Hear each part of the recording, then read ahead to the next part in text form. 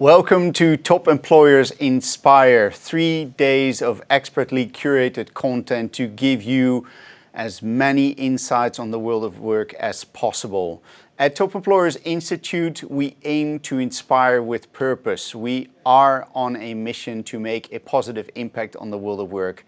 And to do so, we use insights from our top employers, certified top employers, for you, for the best learning we can deliver to you as well.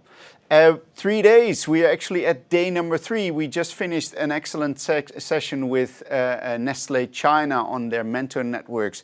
And today is the last day. Up next is a conversation with certified top employers Dana and Jusk on global strategy and local needs. And to finish Top Employers Inspire off this afternoon, we have an exciting future-looking session on the fundamental shift in HR that is taking place. So if you want to know what that fundamental shift is, register for the upcoming sessions. And that will also give you the biggest return on learning return, basically. And also, if you register, you may not be able to attend the full session, but you'll definitely be the first in line to receive the recording of the session.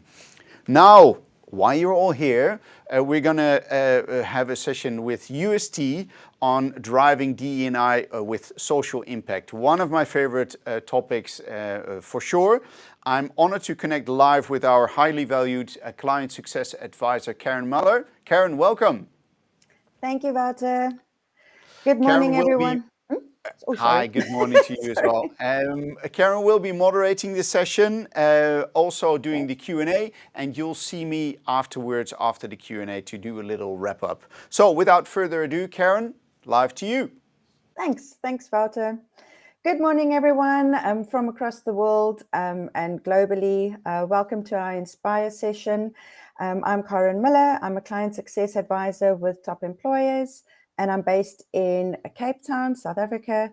And today I would love to introduce you to Seena Mohan, who is an HR leader with more than 18 years experience across multiple streams within HR, like, for instance, talent management. She's also done immigration services, worked in operations and compliance, and also in HR advisory or business advisory. Seena is currently working as a senior HR business partner at UST, and being passionate about DE&I. Seena is also part of the steering board member with Tech She Can. This is a charity focused on improving the ratio of women within tech careers. So it's also become, with this session now today, it's also become more and more prevalent that the growing focus on D&I or diversity, equity, inclusion, and also how organizations are actually placing a greater emphasis on D&I initiatives. Welcome, Seena, and thank you very much for joining us, and the floor is yours. Thank you, Karen. It's great to be here, talk about UST's DEI programs. Before I begin, just to check, are the slides on? Yeah, there we are. Thank you. Right, so, really great, feels great and honored to be here talking about UST's DEI programs, and I really hope that I'm able to inspire at least a few participants to design programs and partnerships that make a difference to our community. So the first slide, please. I'd like to begin with sharing a quick background about UST, as that gives a lot of context to why community partnership forms an integral part, of our engagement and DEI programs. So UST was founded about 24 years ago by 14 people coming together with a dream of building a best-in-class technology services company with a mission of transforming lives. So when I say transforming lives, transforming the lives of our employees who are today spread across the globe in about 26 plus countries, our customers, and the communities that we operate in. I'll now move on to the next slide and play a quick video that summarizes UST.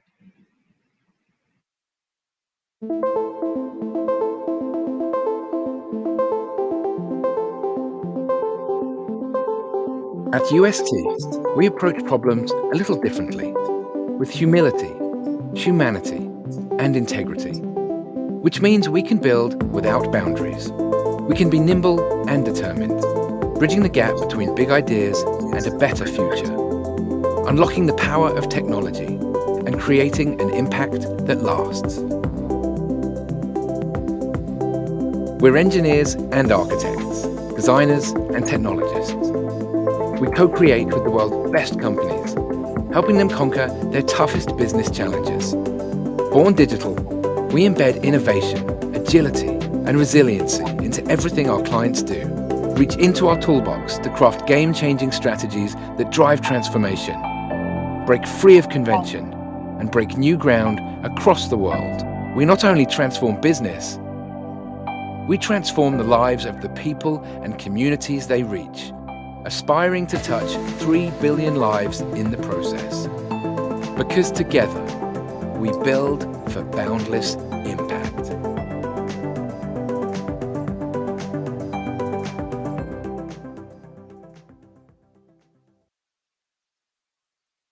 Right. So with transforming lives ethos at the heart of our operations, community impact is often at the center of all our programs, as I was saying earlier on. And DEI is no different, right? So while the list is long, I would probably talk about 3 programs that are close to my heart, which are Impact India, Step It Up, and Tech She Can. So, Impact India, I would say, is a courageous program where UST has committed to train and employ 10,000 differently abled associates in tech jobs in India. The program was designed with the vision of educating and empowering people with disabilities. These can be physical disability or intellectual disability, and basically giving them a platform to realize their dreams. As part of the program, we've developed a comprehensive framework to source these associates through various partnerships, including charities and NGOs. And we train them both in soft skills, employability skills, and technical skills. And most importantly, deploy them and then continuously work to build and enhance an inclusive work culture where these associates are able to bring in their best to work every day and basically enjoy the whole process of corporate life. The next one is Step It Up. Um, it is it is a unique and extremely effective program developed by UST to train and employ women of color, minorities, and army veterans in STEM since 2013. So, gosh, it's been 10 years now. On one side, the Stepita program helps to train and provide talent from local communities and inner cities to address, the technology talent shortage that we have across the globe. And on the other side, it has enabled us to drive a successful inclusive sourcing program. And when I say inclusive sourcing program, that's not only for UST, but also for many of our customers who partnered with us, to make Step It Up such a successful program. The curriculum. This is a very accelerated talent development program, and the curriculum is individually tailored for the client's long-term and immediate goals. And it is estimated that the curriculum is actually more rigorous than a bachelor's degree and a master's degree curriculum combined.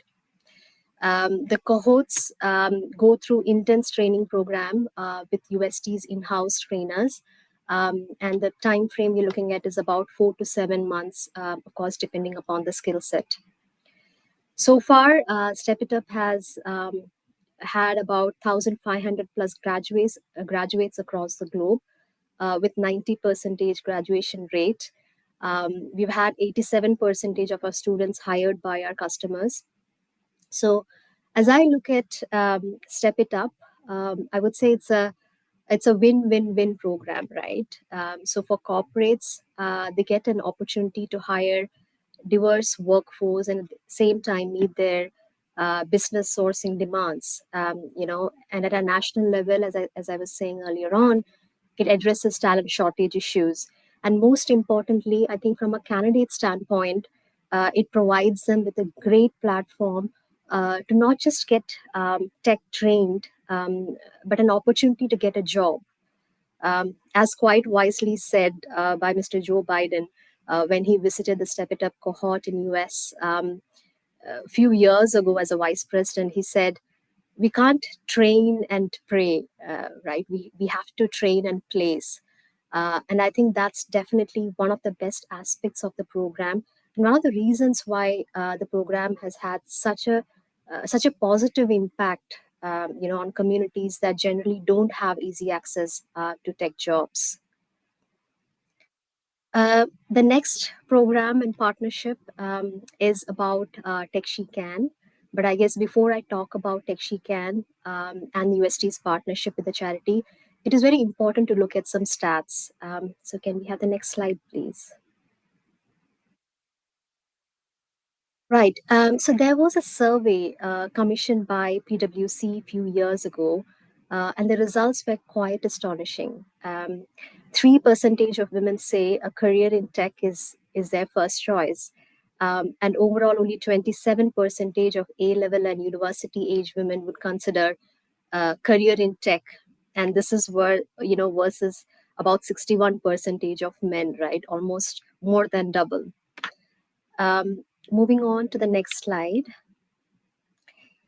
Now, the stats around future talent pipeline and current curriculum in UK is also very concerning, right?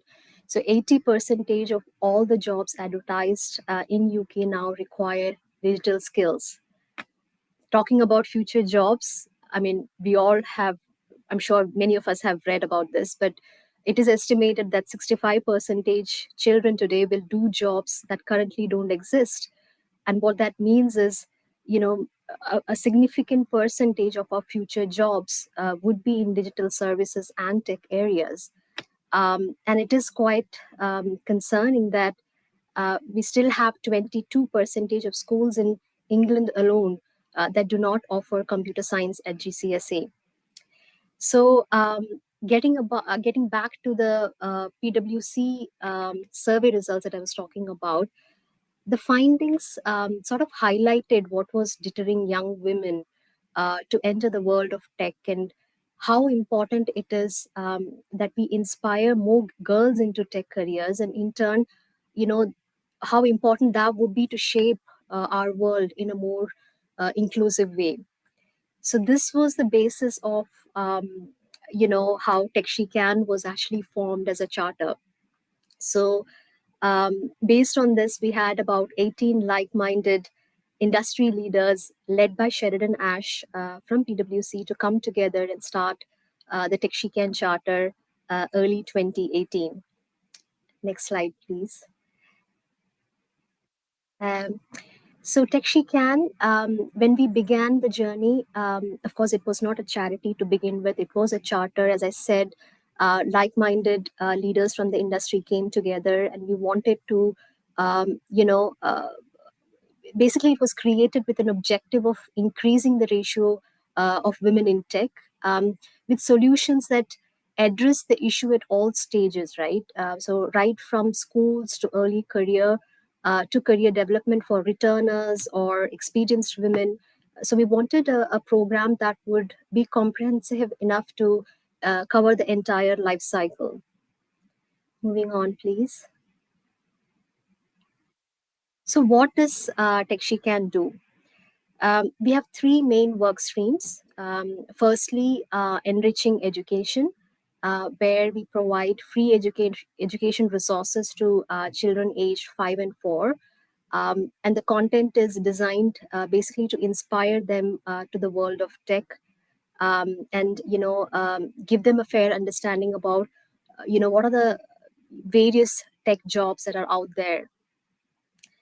Career pathways, so making sure that career pathways are visible and accessible to students. So once they are inspired at school, they do have, we need to make sure that they do have opportunities to experience and understand tech careers more in detail. And that's where career pathways stream is very important. Last stream is influencing change. So TechSheCan has many partnerships, including the one with DCMS, Department for Digital Culture, Media and Sports, with focus to influence change, at all levels. Next slide, please.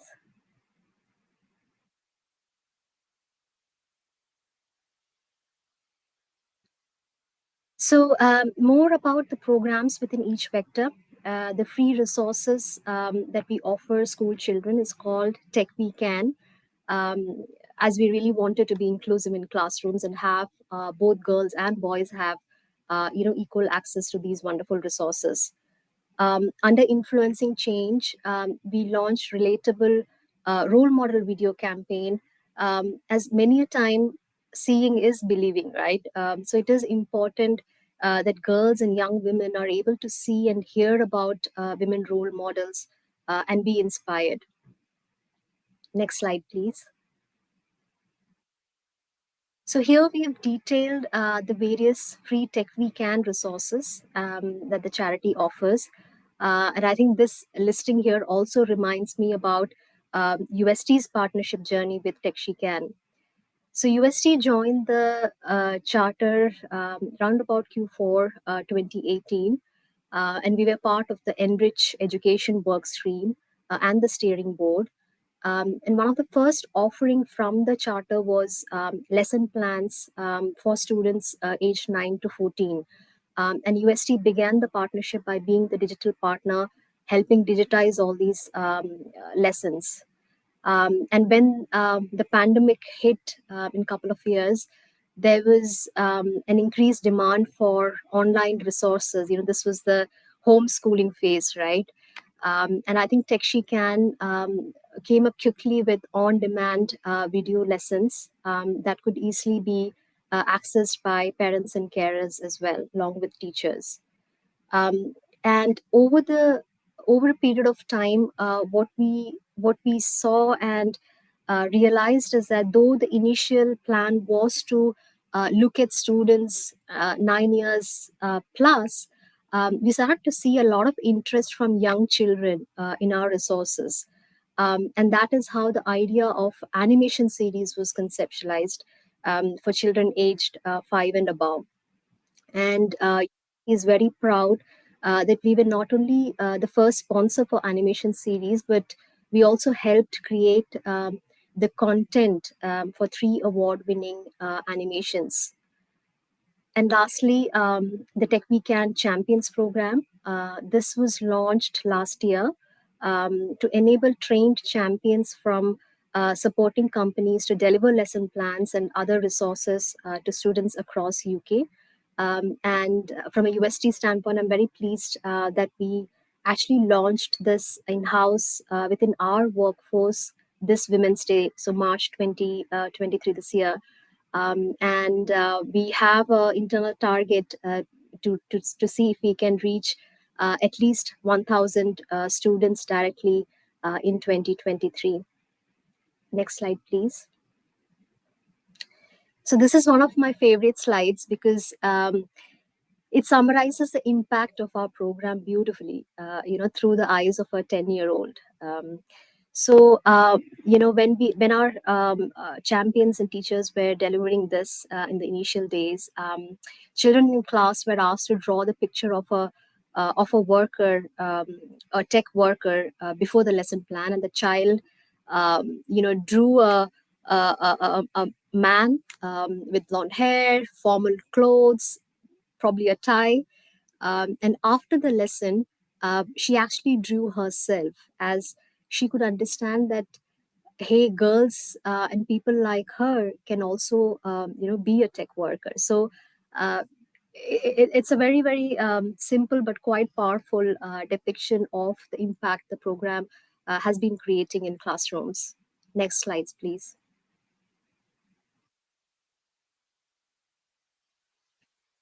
So, once we have inspired children at school, it is important to reinforce this with appropriate career pathways. And I think TechSheCan's Insight Days is a wonderful opportunity for young girls to understand and experience tech careers much more closely, right?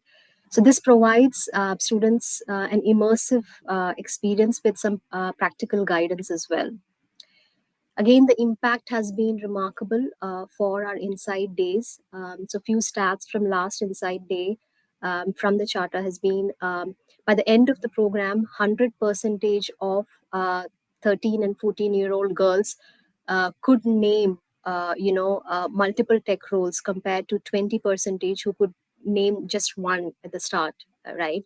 And after the Inside Day, 100% of the participants were open to apprenticeship pathways into tech.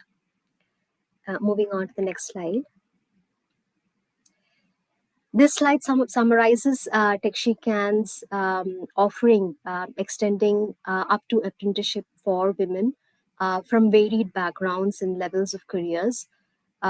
So, as well as our early education work, we do lots more later in the pipeline.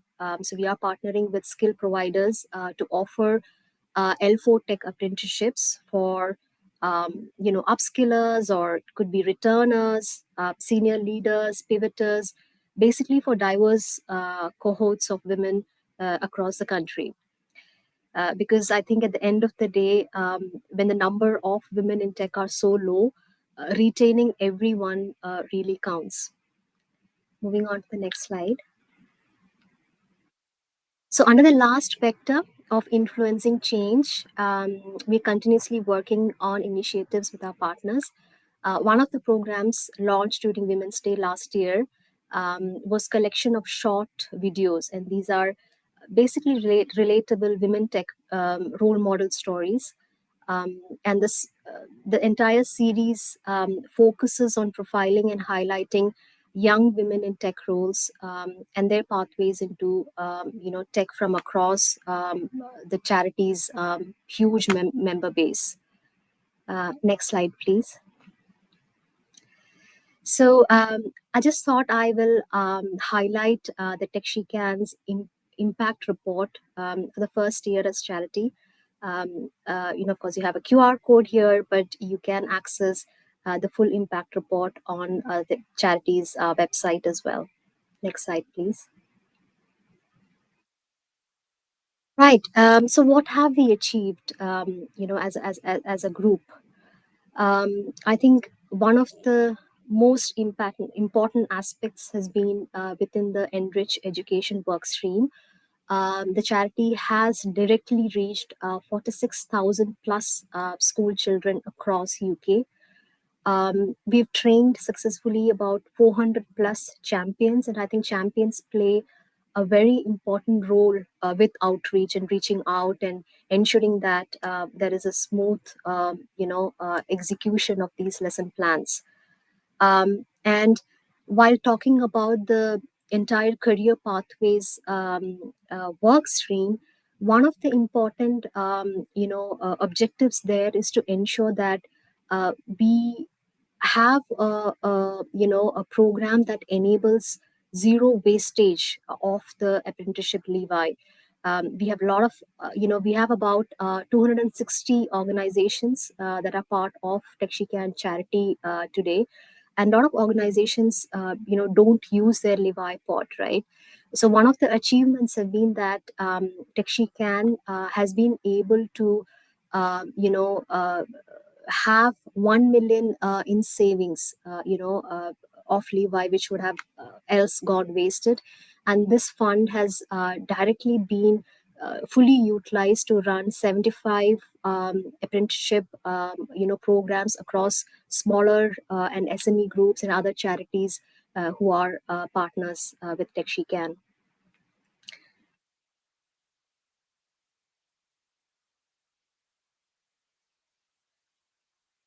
So, how can you support TechSheCan and the mission, right? Where there are various opportunities, your organization can become a member. There is a great partnership model from charity, so the company can be, a supporter to a promoter or a strategic partner, and there is a membership fee associated with each level. UST is a strategic partner with representation in charity, trustees board, steering board. And what that simply means is that we not only support the charity financially, but we also actively participate in developing growth strategies and impactful programs. And as an individual, you can be a champion. On the website there is opportunity for individuals to sign up as champions as well, so you can volunteer during free time. These sessions are virtual or in person, whatever suits the volunteer basically. And of course, donation, like any other charity, the focus is to ensure that with all the support from member organizations, we keep all the wonderful resources, free of cost for all the students and, education providers across UK. Next slide, please. Right.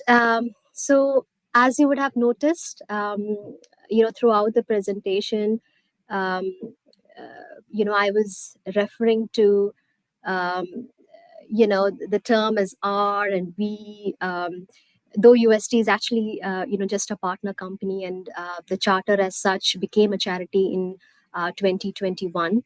And the simple reason behind this is that we're all integrated as one TechSheCan team, and strongly believe that improving the ratio, of women in tech is really a societal problem that no one organization can solve on its own, right? So we do need to stand united and work on it with urgency.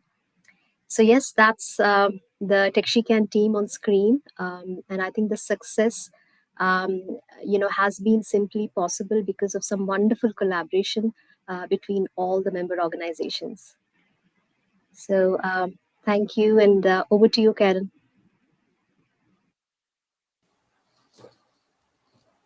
Thank you, Seena. I just want to quickly check to see if we've got any questions. Okay, great. While we're waiting for some more questions to come through, I've got a couple of my own.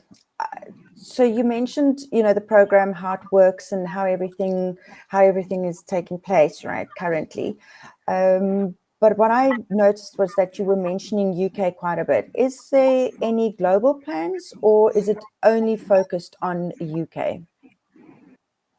Right. Yeah, and that's a good question, because I guess we have global participants as well today, right?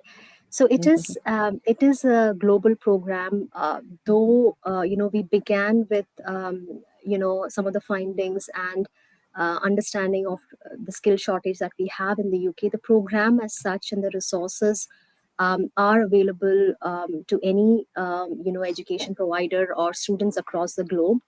And right now the focus is in UK, but as I said, we do have a lot of requests coming in internationally as well. And I'm aware that Open Kids Africa, a non-profit teaching children about digital futures using open educational resources in Africa, has been in touch with the charity.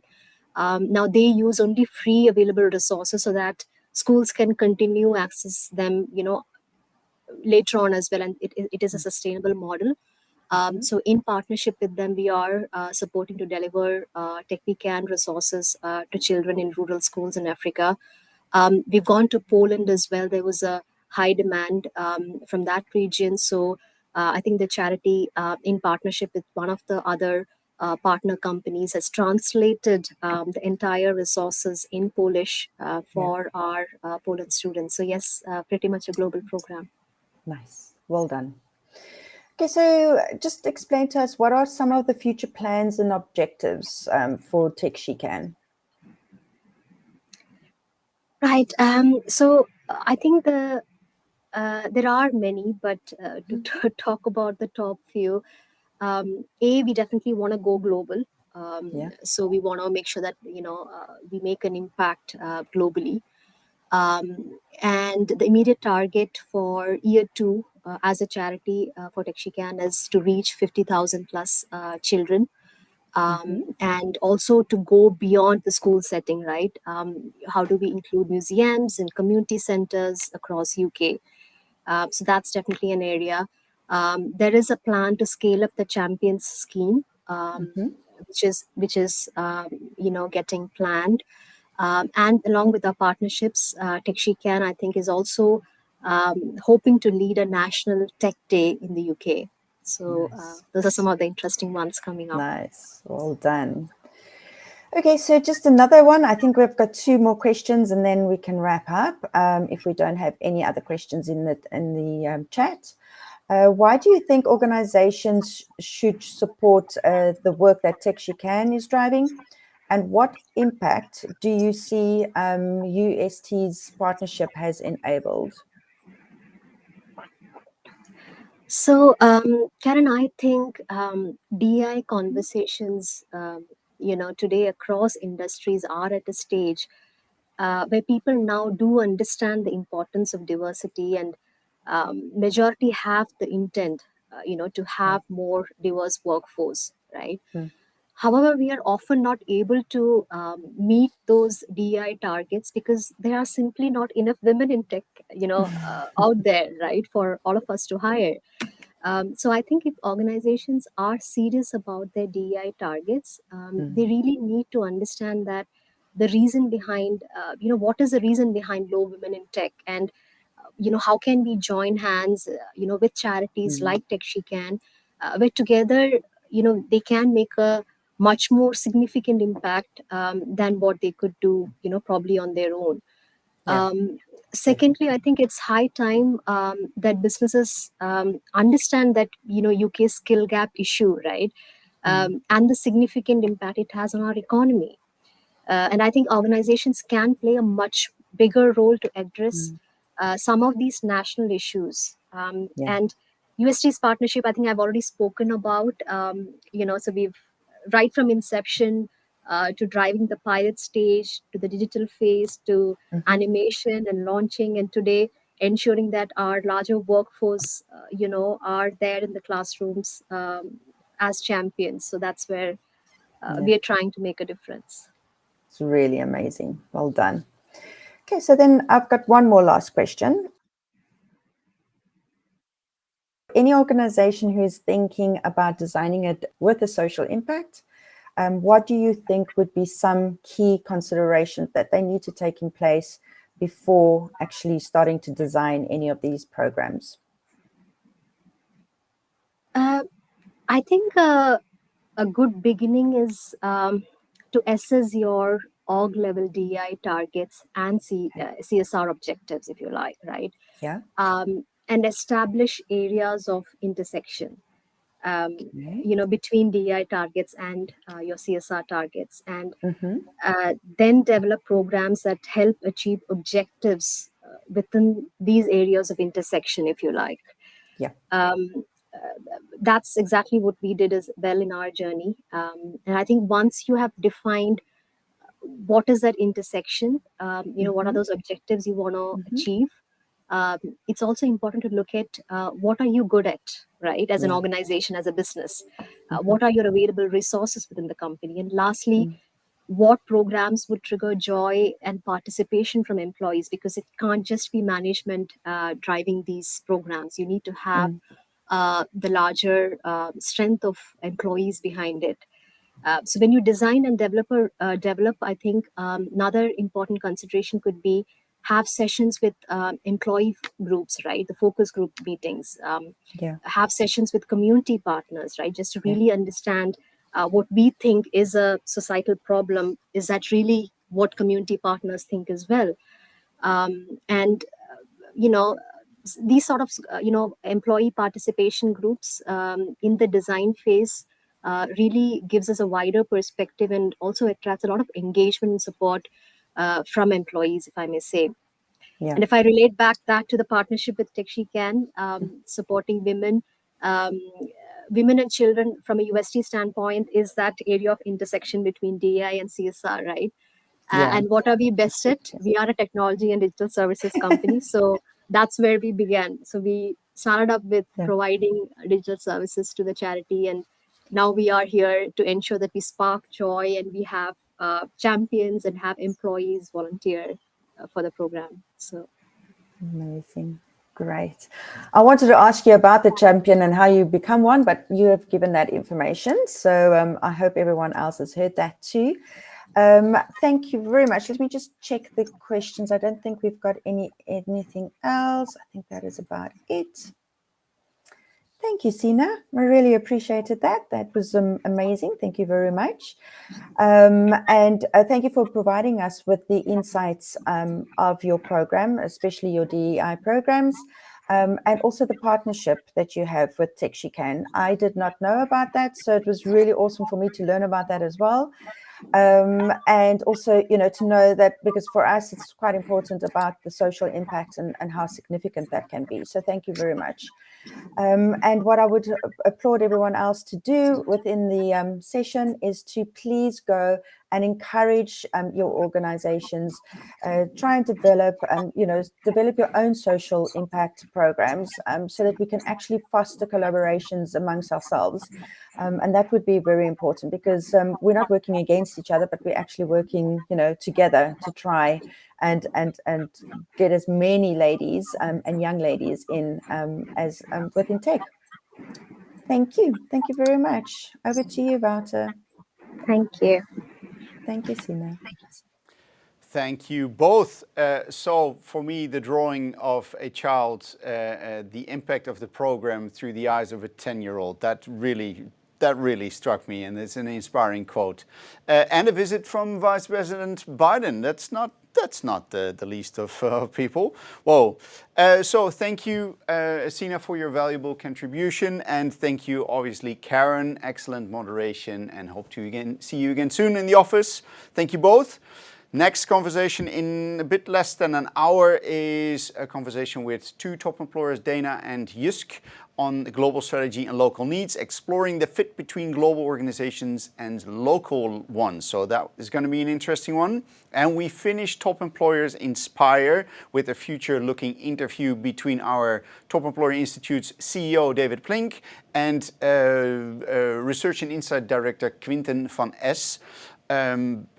That's going to be a nice interview on the shift we're seeing taking place in the land of HR. Hope to see you in one of the two remaining sessions of Top Employers Inspire.